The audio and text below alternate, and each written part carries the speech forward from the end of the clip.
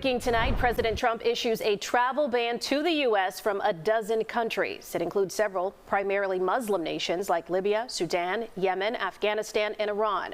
There will also be heightened restrictions for people coming from 7 other countries, including Cuba and Venezuela.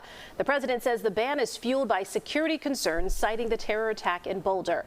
The ban doesn't apply to permanent residents of the U.S. or travelers with existing visas. Meanwhile, President Trump's so-called big, beautiful bill is facing resistance from both the Senate and Elon Musk. As Erica Brown reports tonight, the president is also passing along a message from Russia's President Vladimir Putin. Joe and Erica, President Trump is working to rally support in the Senate for his massive spending bill as some Republican senators raise concerns about spending. Now, this comes as Elon Musk is also sharpening his criticism of the package, urging people to push their members of Congress to block the bill. Elon Musk on Wednesday ramped up his attacks against President Trump's massive spending bill, urging lawmakers to kill the bill. In a series of social media posts, Musk urged people to call your congressman and said a new spending bill should be drafted that doesn't massively grow the deficit. Speaker of the House Mike Johnson slammed Musk's criticism. Policy differences are not personal. I think he's flat wrong. I think he's way off on this, and I've told him as much, and I've said it publicly and privately. I'm very consistent in that. President Trump has made it clear he wants his budget bill passed by the 4th of July, but the package is facing resistance from a number of Republican senators.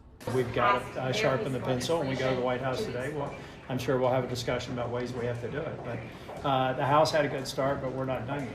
The Congressional Budget Office released a new estimate Wednesday, projecting the bill would add $2.4 trillion to the deficit over the next 10 years. It also says cuts to Medicaid and the Affordable Care Act would result in nearly 11 million people losing health insurance over the next decade. There's a cold, harsh reality that this bill is just tax breaks for the ultra-wealthy, paid for by gutting health care for up to 16 million Americans. President Trump also spoke with Russian President Vladimir Putin Wednesday in a call lasting for more than an hour as his administration pushes for a peace deal to end the war in Ukraine.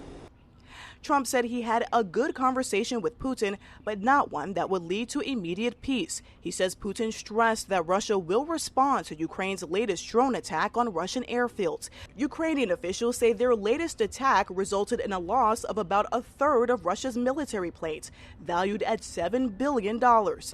Now, Ukrainian President Zelensky appeared to react to this phone call in a social media post today, saying many people have held talks with Russia at various levels, and none of those talks have stopped the war. Now, Zelensky says Putin is feeling impunity. Reporting from the White House, Erica Brown, CBS News, Chicago.